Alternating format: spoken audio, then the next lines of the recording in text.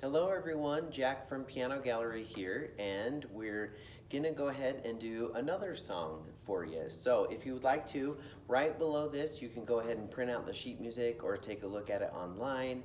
And I'll also have a couple videos for you to watch about the song. There's a Peter, Paul, and Mary one that you can watch, and then also just a couple of video clips of me talking about the song and then also playing it for you. So, as far as announcements go, I miss you. It's been a while, I realize, and just want to keep you going with another song.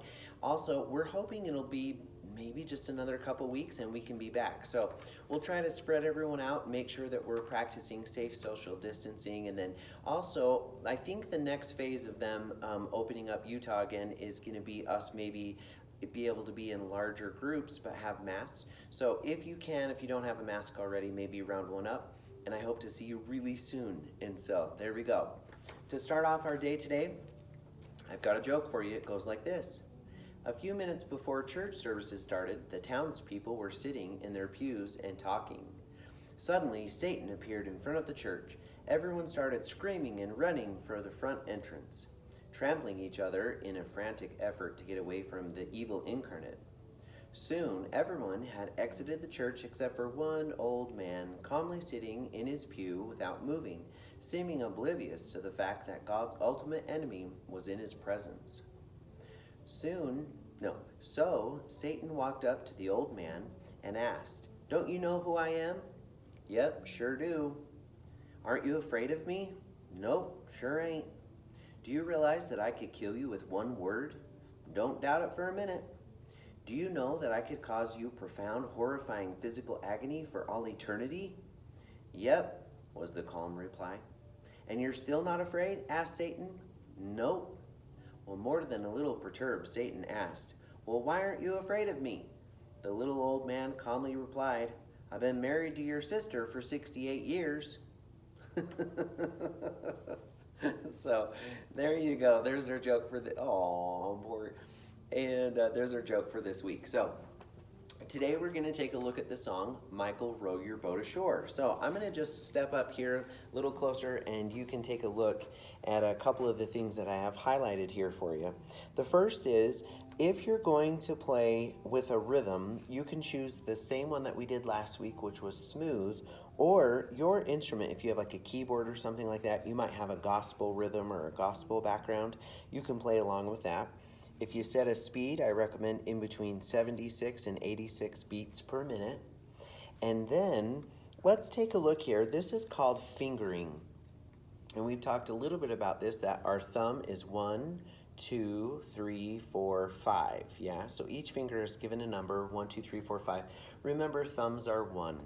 So when we start here, you'll notice that I have highlighted that I'm going to start this song on finger 1, and then instead of skipping up to finger 3, I've got to spread out. I'm going to use finger 2 and then finger 4 so that when I'm further on down the row, I'll have the 5th finger available for the A note there. So I'm going to show you what that looks like here in just a moment, but that fingering is repeated over and over again in the song.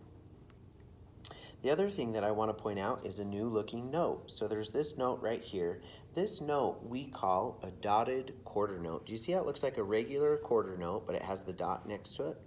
What that means is this is going to take up all of beat number 1 and the first part of beat number 2. So we would count this 1 and 2, and then we're going to play this note on the and 3 and 4, and so you know how the song goes. Michael, row your boat ashore, right? This little guy right here is just half of a count. So if we were to add up these two notes together, this first one is worth 1.5, and then this second one is worth just a half. So we're going to count that 1 and 2 and 3 and 4 and a little faster.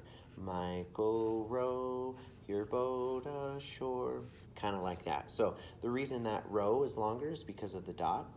Ashore, wait, Michael, row your. The reason your is so short is because he has this little flag that's kind of extended right there. Can you see that okay? So there you go. That's going to happen over and over again in the song. Another time, Michael, row the boat ashore, right? And then also notice I printed in there some of the fingering. So you'll notice that we've got this one to be finger number 3, that one to be finger 2, and this one 1's down over here. So that's a little bit different, just because your 1's going to have double duty on this song. It's going to play the D and then also the C. Notice how I've circled the C? That's just to remind you that your thumb is going to play multiple notes, the D and then also the C right there. Okay, I've also put in here fill, so if your instrument will do a fill in, go ahead and press that button there. When we look at the second page, over here, we're gonna see another fill, and then as we move on down, another idea for fingering. So I'm gonna recommend playing finger 2 there and finger 1. This is just like the first page.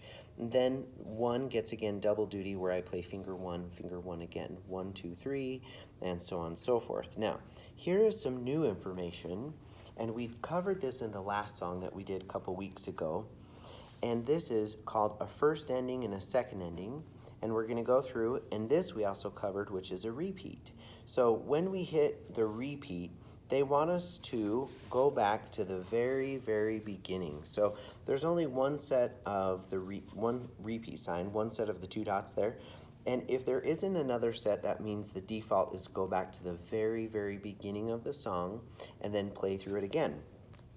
Now this 1 and 2 down here is called a first ending and a second ending, and what that is referring to is that they want you to play this whole first page, the second page all the way to here, and then do it again a second time. So I'm going to play the first page and the second page to there. So first and second ending, that's the 1 and the 2. And do you see the line going up, over, and down? Very good. Okay, now third time through, they do want me to go to the beginning, but this time through, instead of playing this part, the first and second ending, they want me to jump to the third ending, okay? So when I get to the third ending, they want me to play this little bit, and this tells me right here, go back to the very beginning and play to a little thing that's called the dumb sign. So I'm gonna go back to the very beginning, and I'm gonna play all the way through, or no, I'm sorry, not the dumb sign, the coda. They want me to go back to the dumb sign rather. Forgive me, I messed that up. So they want me not go very beginning on this time. They want me to start right here at the dumb sign. And I'm only gonna play until I find this little crosshairs on the third line down. Do you see that there where it says to coda? The third time through, I'm gonna go ahead and jump to the end of the song and finish it. So they want me to play it 3 times. Let's just review one more time. First time to here, second time all the way through to there. Third time, I'm just gonna go here, and then I'm gonna skip there, and I guess this is kind of like 3.5. I'm gonna go back to the dumb sign, play through to this coda, and then I'm gonna skip ahead. Wow, that's a lot of information I realized to cover at one time, but if you would like, you could rewind this video and watch it as many times as you would like. And then in closing for this, I've got the ending button right here. So that's where we'll press the ending button if your instrument happens to have that. If it doesn't, don't worry about it. Okay, so I'm gonna go ahead and pause the video at this point, but again, feel free to watch this over and over to make all of this make sense. I realize I covered that in kind of a quick fashion, but you're welcome to watch it as many times as you like.